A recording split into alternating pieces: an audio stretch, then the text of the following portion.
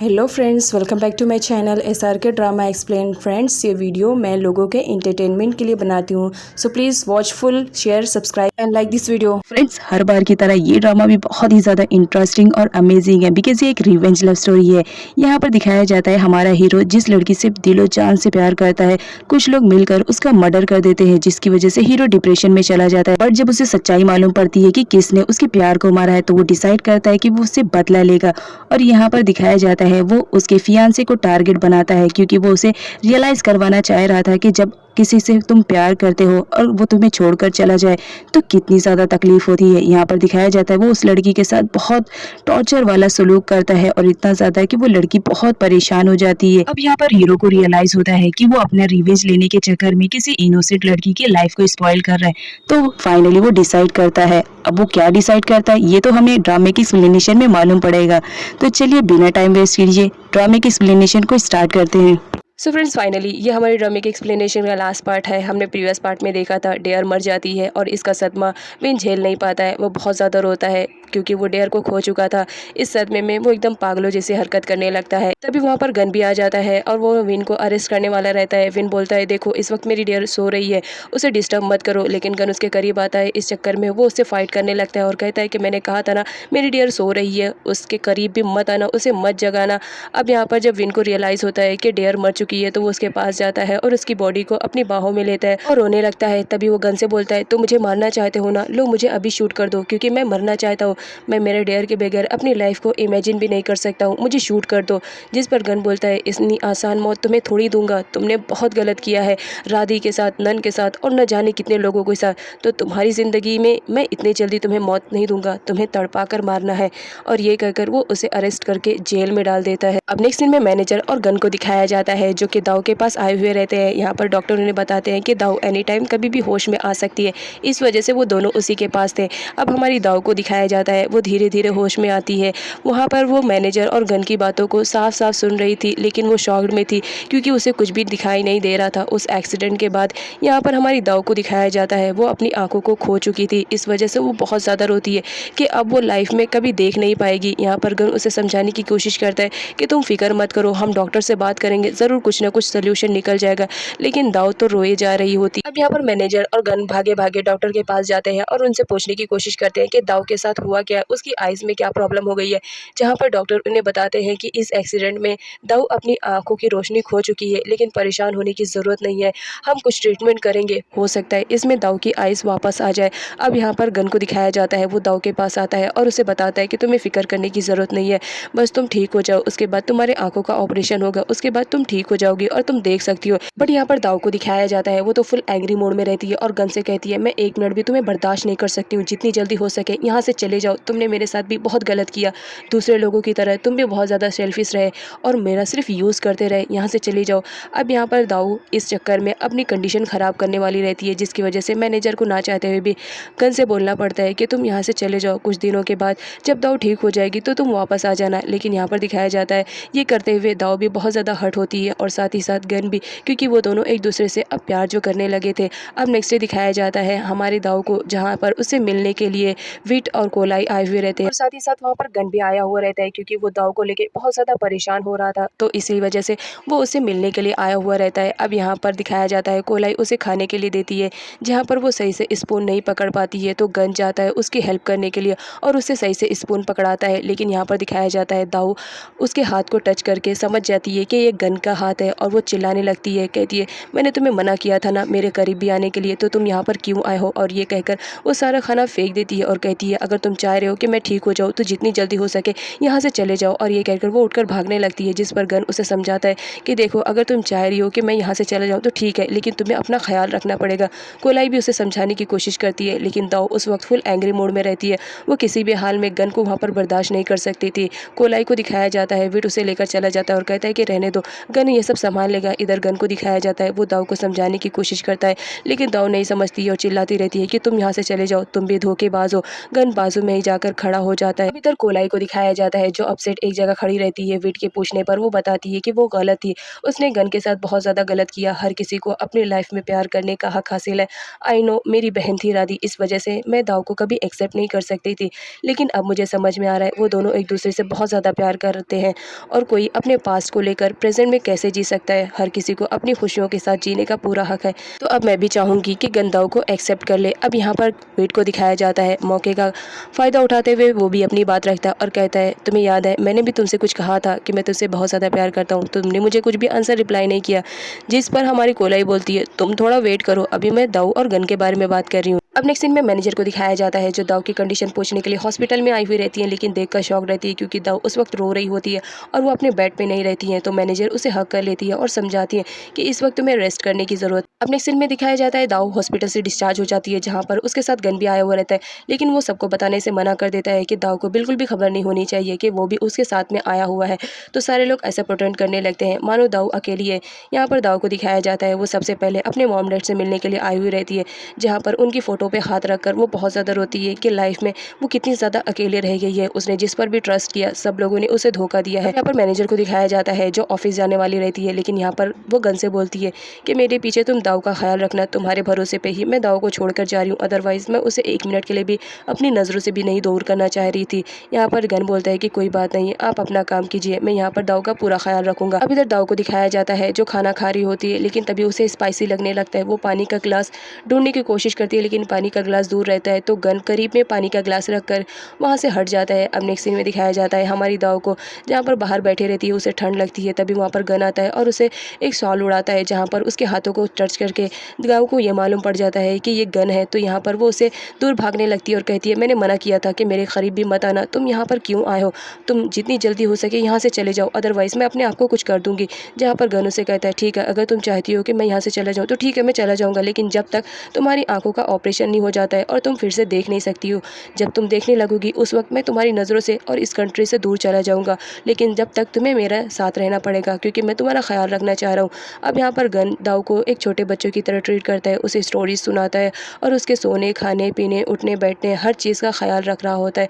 अब यहाँ पर दिखाया जाता है हमारी दाऊ ब्रेकफास्ट कर रही होती है, लेकिन साथ में गन भी रहता है। उसे गन के साथ थोड़ा अच्छा फील होता है, लेकिन वो शो नहीं करती है। अब फाइनली वो दिन आ जाता है जहाँ पर दाऊ की आंखों का ऑपरेशन होने वाला था। सारे लोग बहुत ज़्यादा परेशान रहते हैं। यहाँ पर ऑपरेशन स्टार्ट होता है, कुछ देर के बाद डॉक्टर बाहर निकलते हैं और बताते हैं कि दाऊ का ऑपरेशन सक्सेसफुल हो गया है। अब दाऊ देख सकती है, आपको अगर मिलना है तो आप जाकर उससे मिल सकते हो।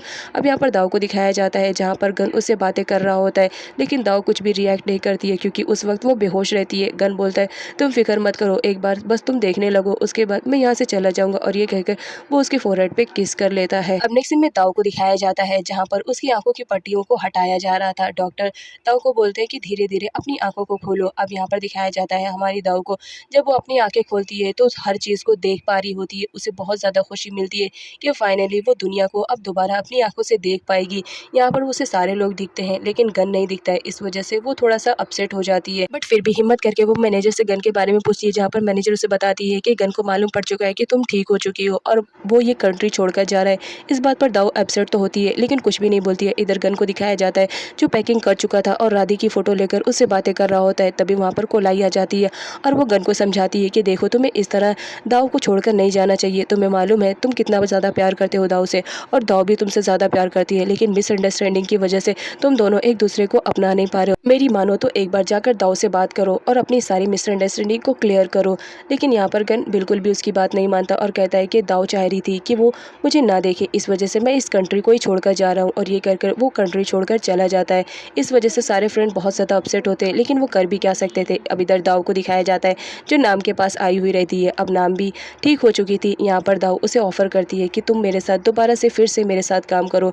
नाम तो बहुत ज़्यादा अपसेट हो जाती है कि उसने उसके साथ कितना ज़्यादा बुरा किया, लेकिन फिर भी दाऊ उसके साथ अच्छा कर रही है।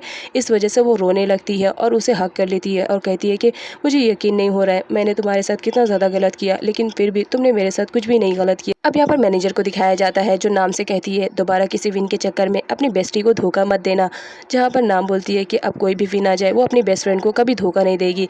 अब यहाँ पर मैनेजर बहुत ज़्यादा खुश हो जाती है और उन दोनों को हक कर लेती है। नेक्स्ट सीन में दाऊ को दिखाया जाता है जो जेल में जाकर किसी से मिलने के लिए गई हुई रहती है। यहाँ पर दिखाया जाता है वो विन से मिलने के लिए गई हुई रहती है, जहाँ पर विन की कंडीशन देखकर उसे बहुत ज़्यादा बुरा फील होता है। वो विन से बोलती है लेकिन विन तो उसकी बातों को बिल्कुल भी नहीं सुन रहा होता है। वो तो सिर्फ और सिर्फ डेयर के ख्यालों में खोया हुआ रहता है। उसकी जीने की चाहत पूरी ख़त्म हो चुकी थी, इस वजह से वो दाऊ की कोई भी बात नहीं सुनता है और डेयर का ही नाम लेते लेते वहाँ से चला जाता है, जिसे देखकर दाऊ को भी बहुत ज़्यादा बुरा फील होता है कि विन कैसा था और अब वो कैसा हो गया है। उसके बाद हमारे दो लव बर्ड का सीन दिखाया जाता है जो कि कोयलाई और विट रहते हैं। यहाँ पर विट कोयलाई से पूछता है कि मैंने तुमसे कुछ कहा था, क्या तुम उसका आंसर हाँ में दोगी? जिस पर कोयलाई बोलती है अभी तो मैंने कोई आंसर रिप्लाई नहीं किया। विट बोलता है इसका मतलब क्या तुम मुझे एक्सेप्ट नहीं करोगी, क्या तुम मुझसे प्यार नहीं करती हो? जिस पर कोयलाई बोलती है मैंने तो ऐसा नहीं कहा कि मैं तुमसे प्यार नहीं करती हूँ। जिस पर विट बोलता है इसका मतलब तुम इसे बहुत ज़्यादा प्यार करती हो, तो क्या बोलती हो हम भी दोनों शादी करें? जिस पर कोयलाई रेडी हो जाती है और वो विट को चीक पर किस कर लेती है। तभी विट को अपनी पहली किस याद आ जाती है और वो कोयलाई को लिप पर किस कर लेता है। कोयलाई पीछे हट जाती है जिस पर विट बोलता है कि तुम्हें अब ज़्यादा शाय फील हो रहा है, जब तुमने मुझे पहले किस किया था तब नहीं।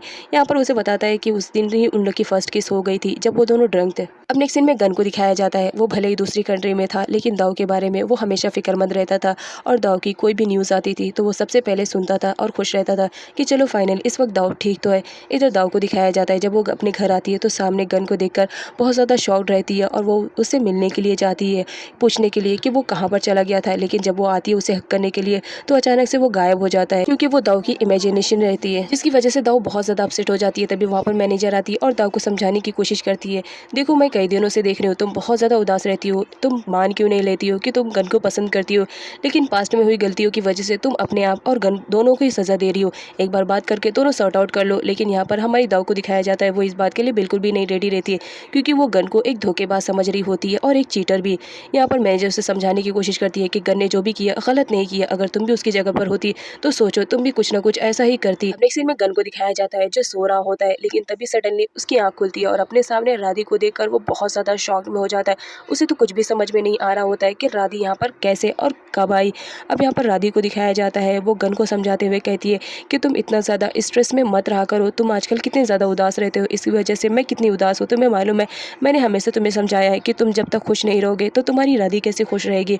अगर तुम्हारी खुशी दाव में है तो तुम दाव को जाकर एक्सेप्ट कर लो और उसे अपनी सच्चाई के बारे में बताओ। आई नो देखना वो तुम पर ट्रस्ट कर लेगी। अब यहाँ पर गन को तो बिल्कुल भी समझ में नहीं आ रहा होता है लेकिन तभी उसकी अचानक आँख खुलती है और उसे समझ में आता है कि वो तो सपना देख रहा होता है और उसके हाथ में दाव का बैंगल रहता है, जिसे देखकर वो अपने आप से प्रॉमिस करता है कि किसी भी तरह वो दाव को जाकर सच्चाई बताएगा और उसे एक्सेप्ट करेगा। इधर दाव को दिखाया जाता है जहाँ पर उसकी फिल्म रिलीज़ होने वाली रहती है और वहाँ पर सारे मीडिया आए हुए रहते हैं।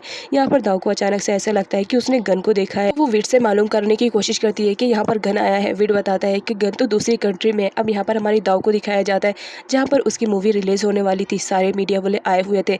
यहाँ पर मूवी का दिखाया जाता है जहाँ पर मूवी स्टार्ट होती है, सारे लोग बहुत ज़्यादा एंटरटेनमेंट कर रहे होते हैं लेकिन यहीं पर हमारी दाव को दिखाया जाता है वो तो गन को याद करके रो रही होती है। मूवी फिनिश हो जाती है, सारे आए हुए लोग चले जाते हैं लेकिन यहाँ पर दाव को दिखाया जाता है वो अपसेट गन को याद करते हुए रो रही होती है। तभी वहाँ पर मैनेजर आती है और उससे कहती है इतना रोने की ज़रूरत नहीं है, चलो तो सही मैंने तुम्हारे लिए कुछ बाहर प्लान किया है, पहले उसे तो देख लो, आई होप तुम्हें उसे देखकर खुशी होगी। यहाँ पर मैनेजर के साथ जब दाव बाहर जाती है मैनेजर उससे बात करते करते कब पीछे से वापस चली जाती है। दाव को भी ये एहसास नहीं हो पाता है लेकिन जब वो पीछे पलट कर देखती है तो वहाँ पर मैनेजर रहती नहीं तो वो डर जाती है, मैनेजर को इधर उधर ढूंढने लगती है लेकिन उसके सामने तभी गन दिखाई देने लगता है।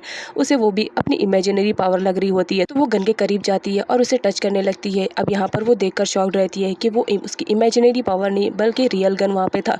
इस बात से वो बहुत ज़्यादा परेशान हो जाती है। यहाँ पर गन को दिखाया जाता है वो अपनी पूरी बात दाव को समझाने की कोशिश करता है और कहता है कि उसने कभी भी उसे हर्ट करने के मकसद से वहाँ पर नहीं आया था। दाव को दिखाया जाता है जो गन से प्यार करने लगी थी तो उसकी बातों को समझ जाती है। यहाँ पर गन बताता है कि ये देखो तुम्हारा बैंगल हमारी पहली मुलाकात से ही मैंने संभाल के रखा था, सोचा था तुम्हें कभी दूंगा, फाइनली आज मौका आ गया है। और ये कहकर वो उसे बैंगल्स पहना देता है और साथ ही साथ उसे प्रपोज भी कर देता है और कहता है क्या तुम मुझसे शादी करोगी। जिस पर हमारी दाव रेडी हो जाती है और कहती है कि हाँ मैं तुमसे शादी करूँगी। अब यहाँ पर गाँव और घन दोनों बहुत ज़्यादा खुश रहते हैं कि चलो फाइनली उन दोनों की हैप्पी लाइफ स्टार्ट हो गई है। अभी यहाँ पर उन दोनों का किस सीन चलने ही वाला रहता है, तभी वहाँ पर मैनेजर और बाकी सारे फ्रेंड्स आ जाते हैं, जिसकी वजह से वो दोनों किस नहीं कर पाते हैं। अब यहाँ पर दिखाया जाता है दाऊ बहुत ज़्यादा खुश होती है, क्योंकि ये सारी प्लानिंग किसी और की नहीं, मैनेजर की थी। मैनेजर किसी भी हाल में दाऊ को खुश देखना चाह रही होती है, इस वजह से वो गन से पहले ही बात कर चुकी थी और उन्होंने ही गन को वहाँ पर बुलाया था। दाऊ बहुत ज़्यादा खुश रहती है गन को वापस पाकर, और दोबारा वो गन को खोना नहीं चाह रही थी, इस वजह से वो शादी करने के लिए रेडी हो जाती है। यहाँ पर सारे फ्रेंड्स बहुत ज़्यादा खुश होते हैं कि चलो फाइनली इन दोनों की लाइफ में सारी चीज़ें हैप्पी हो गई है, और यहाँ पर हमारे इस ड्रामे की हैप्पी एंडिंग हो जाती है।